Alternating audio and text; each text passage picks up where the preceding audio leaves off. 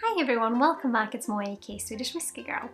Today we are here with Jack Daniels. So this is the Jack Daniels Single Barrel Select. It's a Tennessee whiskey. And I have had a few requests to review more American whiskies and bourbons, and what makes this a Tennessee whiskey is of course that it is from Tennessee and that it goes through a filtration called a maple. They use sugar maple charcoal and they filter the whiskey through it to basically just remove any congeners that might be unwanted and just make the spirit smoother. To filter through charcoal is something you do in vodka sometimes as well, and of course you can do it in other spirits, but it's just a way to kind of make the spirit a little bit smoother, sometimes improving the texture. So it's quite specific for Tennessee whiskey, and of course it's fairly similar to a bourbon, but they have gotten its own kind of little name, Tennessee whiskey. So it's I don't think I've had this one before, and I have to say a massive thank you to Matthew, a lovely whiskey friend and patron who sent this over. So thank you so much, Matthew. And yes, it's a 47% ABV. I believe Jack Daniel's general mash bill is 80% corn, 12% barley and 8% rye. And of course you kind of need the barley in there to get the the enzymes to start this kind of conversion that you need later on for the fermentation. But yes, was there anything else? It retails for about £45 here in the UK. And what I really like about it is that even the mini has this lovely shape, which also the bigger bottle have. So if you're keen on something that looks nice on your shelves, this could definitely be one, if you enjoy the flavour of course as well. So let's start by having a little look on the nose.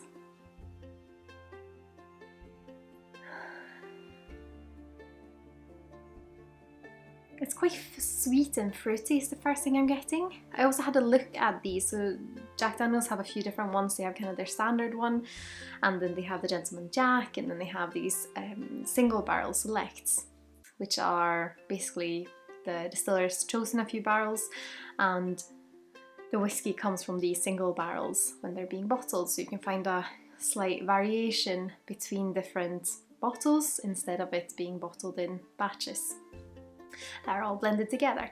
So it's quite an interesting one, and in this it's not just this one, they also have a 100 proof, which is a 50%. They have and I believe that one is an airport exclusive, because I was quite confused. I was like, why would you have what seems to be the exact same whiskey at 47 but also at 50? I don't think there would be much of a difference there, but then I found out it was retail, travel retail, so that made a little bit more sense. So yeah, but they also have a cask strength one. So yeah, it's quite an interesting range. If you've tried a few different Jack Daniels, I'd love to hear which one's your favourite, so please put it in the comments below. But yeah, we were nosing. I feel like I'm in a very chatty mood today. It has this lovely kind of woodiness, sweet woodiness, and spice. I wonder if that's like a little bit of the rice spice coming through. Murky, like wet grains and wood.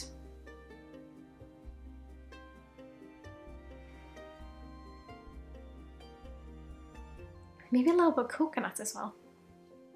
Should we have a little taste? Sláinte.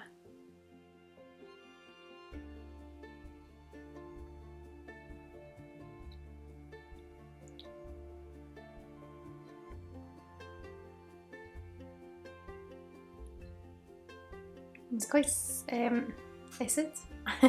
The finish is lovely.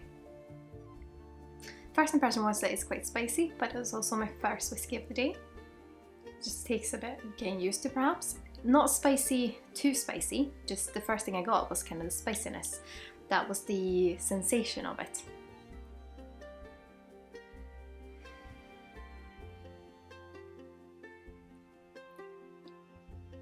Still a little bit creamy.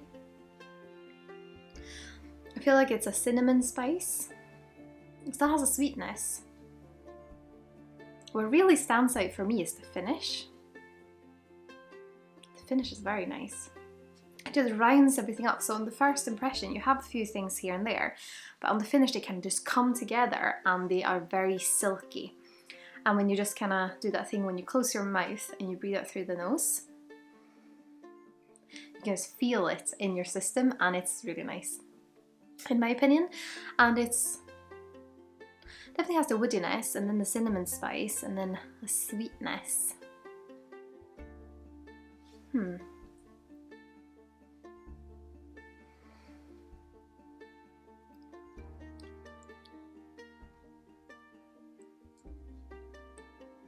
It's a tricky one because I know a lot of people describe these type of whiskies like vanilla. I don't think for me it is. It might be hints of vanilla, but it's not the biggest flavour or aroma in it. It's just some sort of sweetness, which is partly vanilla, but it's also something else. My primer guess is that this is aromas that come from the corn content, because it is slightly different to what you would find in a Scotch whisky, and it has a very distinct character that you tend to only find in corn heavy whiskies like bourbons and Tennessee whiskey.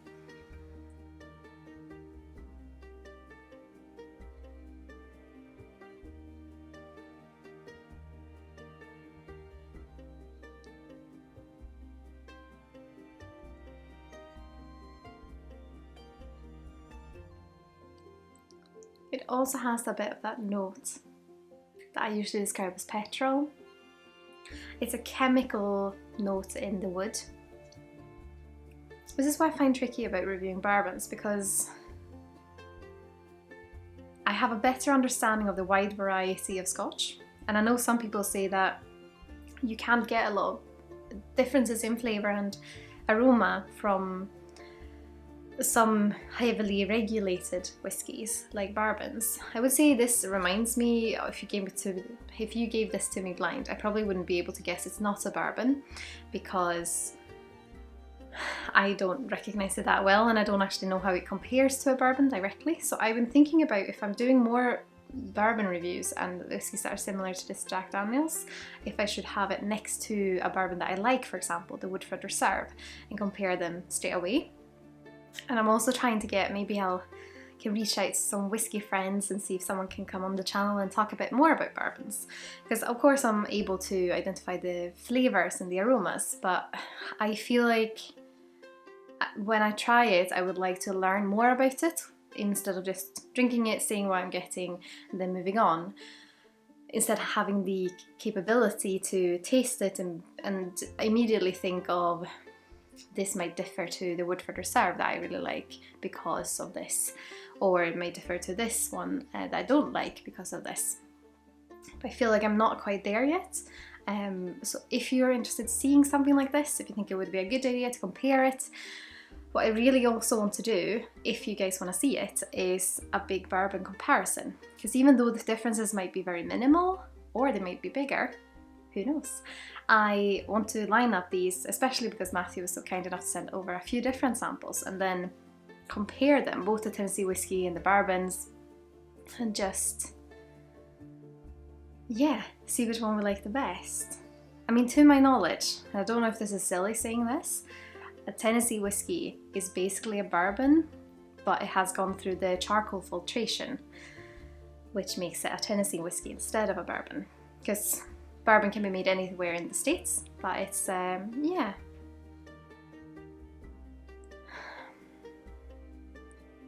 It's an interesting one for sure. I do feel like you can get the rye coming through though. It's like that kind of rye bread, but it's very soft.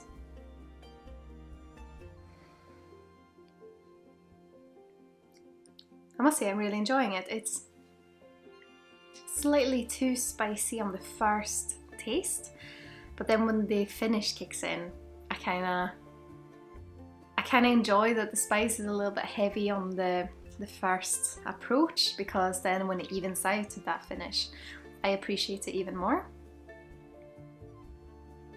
This is definitely one that I would consider when I go to the shops, because I like that it says a 47 as well. It just gives it a little bit of a kick. And it's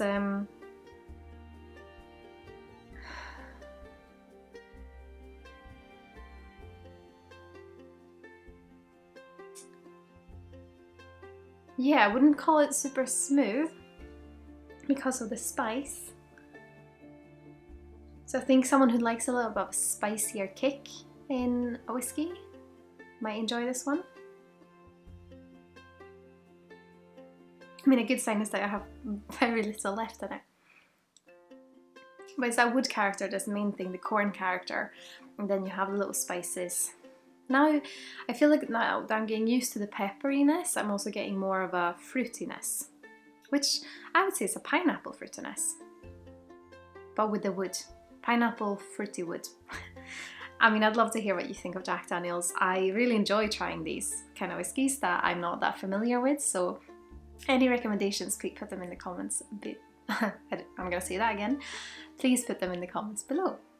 And of course, if you do like the channel, I'd be so happy if you'd leave a thumbs up or maybe subscribe if you haven't already. Or if you would like to consider using my affiliate links the next time you're shopping with either Master Malt, the Whisky Exchange, or the Scotch Malt Whisky Society.